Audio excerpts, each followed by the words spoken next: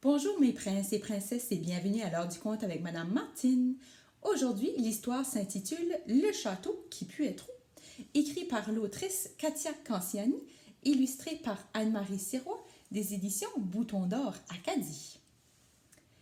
D'après toi, qu'est-ce qui va se passer dans cette histoire? Allons le découvrir. Il était une fois une princesse qui ne se lavait jamais. Ses parents découragés se désespéraient. Pourquoi leur fille se laissait-elle ainsi aller? Magiciens, docteurs et bonnes fées, ils les avaient tous consultés. Même malheur des malheurs, aucun d'eux ne savait comment la traiter. À l'autre bout du royaume habitait un prince charmant, mais têtu qui ne se lavait jamais lui non plus. Sa maman, la pauvre reine, pleurait tout le temps. Imaginez, c'est qu'elle avait honte d'avoir un enfant si puant. Un soir, lors d'un grand banquet, les deux mamans se rencontrèrent devant le buffet. Bien vite, elles abordèrent le sujet. « Et cet adorable prince, comment va-t-il? »« Ah, vous savez, c'est un enfant difficile. Parlez-moi plutôt de votre fille, elle doit être si gentille. »« C'est un peu plus compliqué. C'est qu'elle ne veut pas se laver. »« Ce n'est pas vrai, mais c'est parfait. Que voulez-vous dire? J'ai mon idée. Présentons-les. » Le prince et la princesse tombèrent amoureux fous. Ils fixèrent le mariage au mois d'août. Aucun invité ne se présenta à leurs noces. D'après toi, pourquoi personne ne s'est présenté à leur mariage? Bien sûr, c'est parce qu'ils sentent pas très bon. Seuls leurs parents s'y risquèrent mais s'assirent, pince au nez, très loin des mariés. Au repas, les époux firent servir de la soupe à l'oignon en entrée, du poisson à l'ail en plat principal et un gâteau au vieux fromage comme dessert nuptial. Les nouveaux mariés emménagèrent dans un beau château neuf qui puait déjà. Ils en étaient très fiers. Ils le nommèrent affectueusement le château du cochon puant. Évidemment, personne ne venait jamais les voir. Heureux, amoureux, mais seul, le couple s'occupait à jardiner, à jouer et à faire des batailles d'oreillers. Après quelques années, le prince et la princesse décidèrent d'avoir des enfants. Ils en eurent 4. Un petit, un moyen et 2 grands. Comme leurs parents, les enfants ne se lavaient jamais. En fait, ils ne savaient ce qu'était ni un savon, ni une serviette, ni une débarbouillette. Personne, absolument personne ne voulait approcher du château puant, même pas les grands-parents.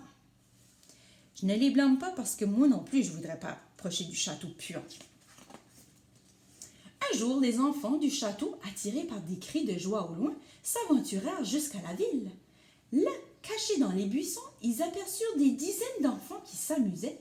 Ces enfants avaient les cheveux peignés, les ongles coupés, les oreilles nettoyées et par-dessus tout, ils sentaient bon. Ils sentaient le parfum des fleurs. En retournant à leur château, les enfants n'en croyaient ni leurs yeux ni leurs narines. Jamais ils n'avaient vu ni senti quelque chose d'aussi merveilleux. Ils pensèrent, c'est l'odeur d'une bonne fée ou d'un magicien, jusqu'à ce qu'un passant leur crie « Allez prendre un bain !»« Un bain ?» Ils consultèrent leurs livres, leur encyclopédie. Chaque fois, au mot « bain », la page était partie. Pas moyen d'en savoir plus sur ce tour de magie. Puis, ils eurent une idée de génie.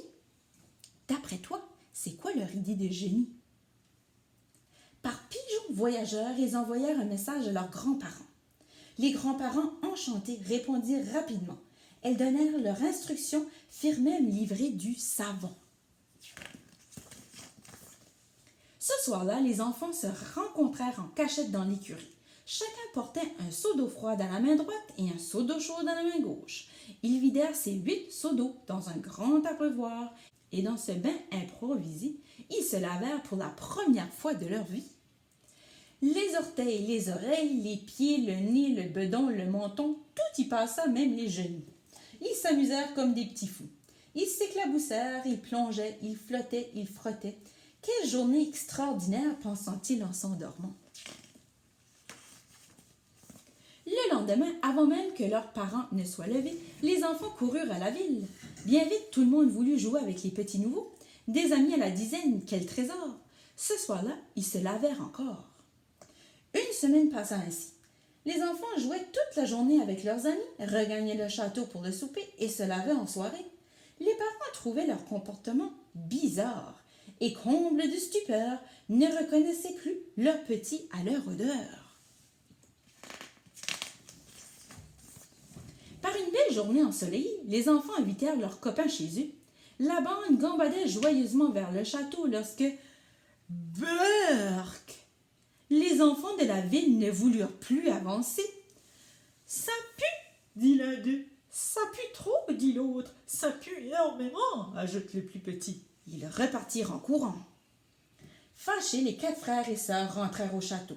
Ils en claquèrent la grande porte et se mirent à pleurer. Les parents accoururent, surpris par tout ce bruit. « Nous en avons assez, dirent en chœur les enfants. Nous voulons être propres et avoir des amis. Et puis, nous voulons que vous laviez aussi. Il nous faut un château reluisant qui ne s'appelle pas cochon puant, ajoutèrent les 2 plus grands. Ils conclurent tout en sanglotant. Nous aimerions aussi voir nos grands-parents. Le plancher était bien inondé maintenant. Le prince et la princesse aimaient leurs enfants très très fort. Ils acceptèrent donc de faire un effort. Ils firent tout briller de la cave aux cheminées et ils rebaptisèrent leur demeure le château du cochon rose. Mais pour les convaincre de se laver, ce fut un peu plus compliqué. Il fallut s'y prendre à plusieurs reprises. Pourtant, les enfants ne lâchèrent pas prise, et à force d'insister, ils finirent par avoir des parents propres de la tête aux pieds. À partir de ce jour, les parents ravis de voir leurs enfants entourés d'amis rigoleurs et bruyants se lavèrent régulièrement. Et cette année-là, le château puant remporta le prix du château le plus odorant, à la grande joie des enfants et de leurs grands-parents. Et oui, mon histoire est finie. Alors, ma question pour toi aujourd'hui, et toi, qu'est-ce que tu fais pour prendre soin de ton corps? Ou encore, est-ce que tu aimerais voir un film qui raconte cette histoire? Explique-moi pourquoi. Je t'ai aussi préparé quelques activités que tu trouveras sur le site de Bouton d'Or Acadie, dont des activités pour réviser l'hygiène, encore construire un château de solide, écrire une histoire de château, une chanson de château à trous ou des expériences avec l'eau. Amuse-toi bien et à bientôt!